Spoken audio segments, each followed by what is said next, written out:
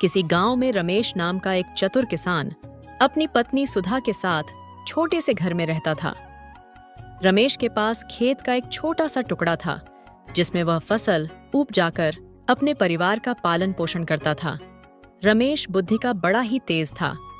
वह आसमान में देखकर बता देता था कि आज बारिश होगी या नहीं। इसी कारण गांव के सभी लोग उसकी इज्जत करते थे। तब एक दिन रमेश अपने खेत में हल चला रहा था।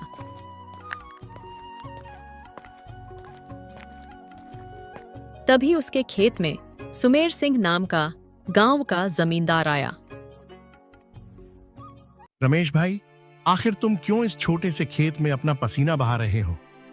आखिर तुम कितना कमा लेते हो इस छोटे से खेत में फसल उपजाकर? मैं तो कहता हूं तुम अपनी जमीन मुझे बेच दो और मेरे यहां काम पर लग जाओ। मैं तुम्हें इस खेत की अच्छी कीमत भी दे दूंगा और मजदूरी में तुम्हें 200 रुपए दूंगा। जमींदार का खेत रमेश के खेत से जुड़ा हुआ था, इसलिए जमींदार रमेश की जमीन को किसी भी तरह से हथिया लेना चाहता था। लेकिन रमेश अपनी जमीन किसी को नहीं देना चाहता था।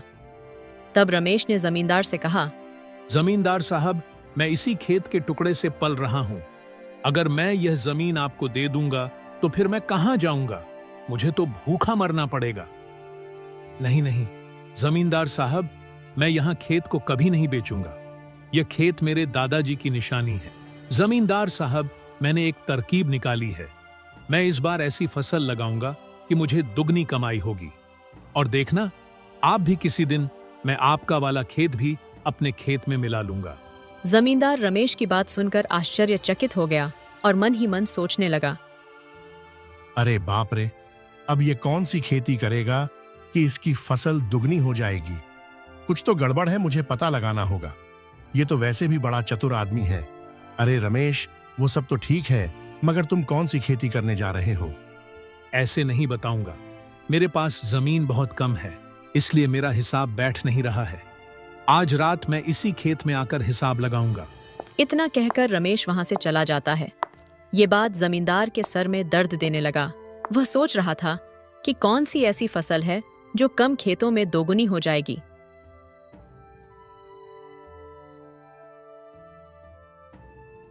मुझे रमेश के घर जाकर पता लगाना पड़ेगा। मैं अब भी उसके घर जाता हूं।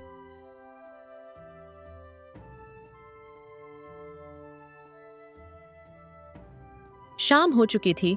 रमेश फावड़ा लेकर अपने खेत में जाने की तैयारी कर रहा था। तभी उसकी पत्नी बोलती है, ये क्या, रात में फावड़ा लेकर कहाँ जा रहे हैं? क्या सुधा, तुम शांत रहो। जोर जोर से बोलकर गांव वालों को जगा दोगी क्या? क्या तुम्हें पता है, मैंने कम खेत में ज्यादा फसल होने वाली एक तरकीब निकाली है। तुम देखना, मैं इस बार इतना अनाज पैदा कर दूंगा कि 5 साल में भी खत्म नहीं होगा। रमेश की बात जमींदार एक पेड़ के पीछे से छिपकर सुन रहा था। जमींदार के दिल दिमाग में बेचैनी छा गई। वह सोच रहा था कि ऐसी कौन सी खेती है जो कम खेत में दुगना हो जाएगा। इसलिए जमींदार भी रमेश के पीछे पीछे खेत पर चला गया और एक पेड़ के पीछे छिपकर सब कुछ देखने लगा। रमेश ने कहा, कहां से शुरू करूं, कैसे शुरू करूं? यह जमींदार का खेत भी ना मेरा सारा काम बिगाड़ देगा। अगर मेरे खेत का फसल ज्यादा हो गया तो जमींदार के खेत में चला जाएगा और फिर जमींदार बिना मेहनत के मेरी फसल ले लेगा। इसलिए मैं जमींदार से कहूंगा कि अपने खेत में दीवार बना लो ताकि मैं फसल अपने ही खेत में लगा सकूं। जमींदार यह बात सुनकर कहने लगा, अच्छा बेटा, तो यह बात है। अब देखना मैं तुम्हें कैसे मजा चखाता हूं। तू खेती तो अपने खेत में करेगा, मगर फसल को काटूंगा मैं। यह कहकर जमींदार वहां से अपना घर चला गया।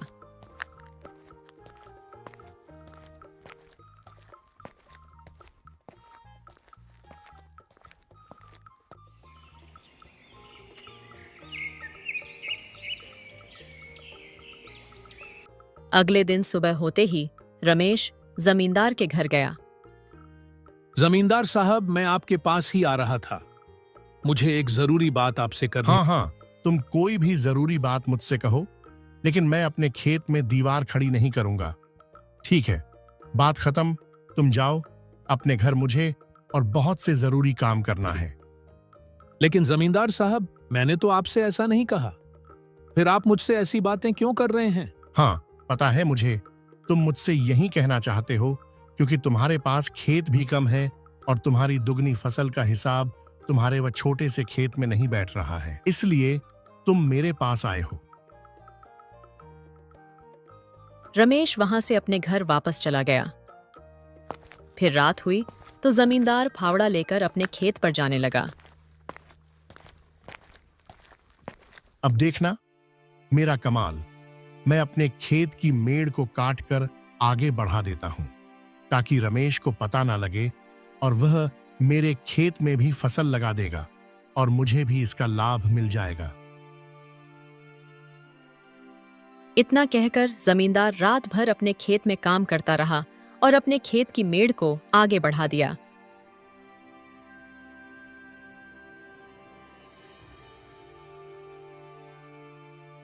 अगले दिन सुबह होते ही रमेश और उसकी पत्नी अपने खेत पर काम करने के लिए जाने लगे। खेत में पहुंचकर रमेश की पत्नी ने कहा, सुनो जी, आज अपना खेत कुछ बड़ा सा लग रहा है। हाँ सुधा, लग तो मुझे भी लग रहा है कि भगवान ने मेरी सुन ली। अब तो और भी ज्यादा फसल लगेंगे। चलो अब खेतों में बीज बो देते हैं। अब रमेश और उसकी पत्नी मिलकर दोनों फसल की बीज बोने लगते हैं। वे दोनों पूरे खेत में बीज बोने के बाद फसल होने का इंतजार करने लगते हैं। इसी तरह कुछ महीने बीत गए। जब फसल तैयार हुई तो वह धान की फसल थी। पूरा खेत धान की फसल से भर गया। जब फसल काटने की बारी आई तब जमींदार ने रमेश से कहा,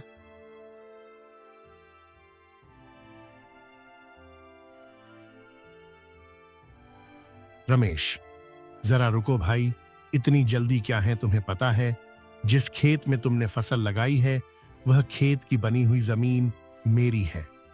क्या बात करते हैं जमींदार साहब, मैंने तो आपसे जगह नहीं मांगी थी। फिर आपने अपने खेत की मेड़ को काटकर जगह बढ़ा क्यों दिया? रमेश, मुझे वह सब नहीं पता, लेकिन यह बड़ी हुई जगह मेरी है। मैंने ही खेत की मेड़ को काटकर आगे बढ़ा दिया था ताकि तुम्हारी फसल की जड़ मेरे खेत में आ जाए। अच्छा, तो ये बात है। लेकिन जमींदार साहब, मैंने भी यही तरकीब लगाई थी क्योंकि मेरे पास खेत कम था और कम खेत में दुगनी फसल कैसे संभव होगी। लेकिन आपने तो मेरे मन की बात सुन ली और कर भी दिया। जमींदार साहब, न मैंने आपको खेत बढ़ाने को कहा, न आपके पास आया, तो आपने अपने खेत की मेड़ को आगे बढ़ाया क्यों? इसलिए इस फसल पर आपका कोई हक नहीं है। जहां तक मेंढ है वहां तक आपका खेत। बाकी मेरी समझ गए जमींदार साहब। रमेश की बात सुनकर जमींदार आश्चर्यचकित हो गया और रमेश के दिमाग को मान गया। लेकिन फिर भी जमींदार हार मानने वालों में से नहीं था और इस बात का बदला लेने के लिए इंतजार करने लगा। तब कुछ महीनों बाद रमेश में बीमार पड़ गया और गेहूं की फसल की बुआई होने लगी। समय निकला जा रहा था। जमींदार उसकी हंसी उड़ाने के लिए उसके घर गया। क्यों रमेश, देखा ना बेईमानी का नतीजा, पड़ गया ना बीमार। अब तुम्हारे खेत को कौन जोतेगा? गेहूं की बुआई का समय निकल जा रहा है। अभी तक तो तुम्हारे खेत में हल भी नहीं चला। अब देखो तुम भूखे मरोगे। तुम्हारे पास खाने के लिए अनाज भी नहीं होगा। मालिक, मैं क्यों भूखा मरूंगा? मेरे पास दादाजी का खेत है ना, वह मुझे कभी भी भूखा नहीं मरने देगा। ऐसा वरदान है उसे खेत में। कैसा वरदान रमेश? मैं क्यों बताऊं आपको, आप जाओ यहां से। रमेश की आश्चर्यजनक बात सुनकर एक बार फिर जमींदार के सर में दर्द हो गया। जमींदार रमेश के घर से गया तो सही, मगर बाहर जाकर वह एक पेड़ के पीछे छिप गया और शाम होने का इंतजार करने लगा। जब शाम हुई तो दोनों पति पत्नी आपस में बात करने लगे। रात में रमेश की पत्नी ने पूछा, सुनो जी, दादाजी हमें ऐसा कौन सा वरदान देकर गए हैं जो हमें भूखा नहीं मरने देगा और अभी तक तो हमारे खेत में हल भी नहीं चला है? फिर ये सब क्या है? अरे तुम जोर जोर से चिल्लाओ मत, ये बात गोपनीय है। अगर कोई सुन लिया तो हमारा राज सबको पता चल जाएगा और हमारा सारा काम बिगड़ जाएगा। अब ध्यान से सुनो।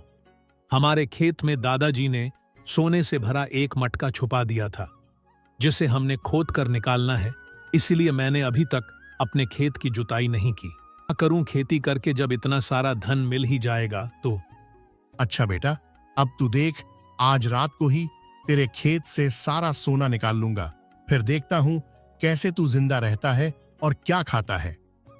फिर क्या था, जमींदार रात को ही रमेश के खेत में फावड़ा लेकर पहुंच गया और पूरा खेत खोदने लगा। इस तरह से खेत खोदूंगा तो मटका कभी नहीं मिलेगा। ऐसा करता हूं कि हल से पूरा खेत ही जोत देता हूं, फिर आसानी से मुझे मटका मिल जाएगा। फिर जमींदार ने हल चलाकर सारा खेत जोत दिया, पर कोई मटका नहीं मिला। जब रात बीती और सुबह हुई तो जमींदार गुस्से में आकर रमेश के घर गया।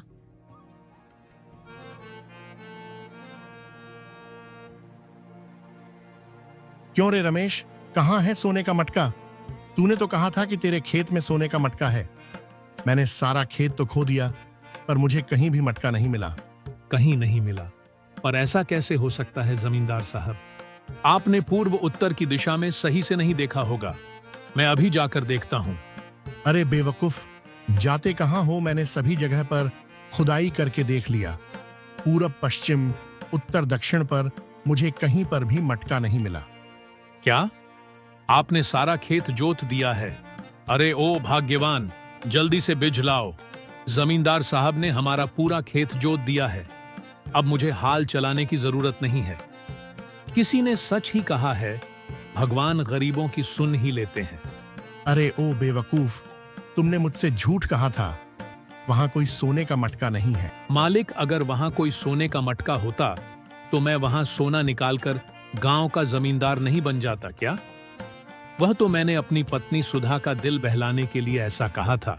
लेकिन एक बात मुझे समझ में नहीं आ रही है, यह बात आपको किसने बताई? जमींदार लड़खड़ाते हुए बोला, मुझे कौन बताएगा? मैं क्या तुम्हारे घर पे था जो मुझे पता चल जाएगा? वह तो मुझे सपने में आया था, इसलिए मैं तुम्हारे खेत में सोने का मटका ढूंढने गया था। अच्छा, तो यही बात है। बेचारा जमींदार वहां से बेवकूफ बनकर चला गया। इस तरह से रमेश ने अपने खेत को बड़ा भी कर लिया और उसे जमींदार से अपने खेत में हल भी चलवाया। अगर बुद्धि हो तो बड़ी से बड़ी मुश्किल भी आसान हो जाती है। इस तरह की दिलचस्प कहानियां देखने के लिए हमारे वीडियो को लाइक करें, चैनल को सब्सक्राइब करें और एक प्यारा सा कमेंट जरूर करें। Thanks for watching.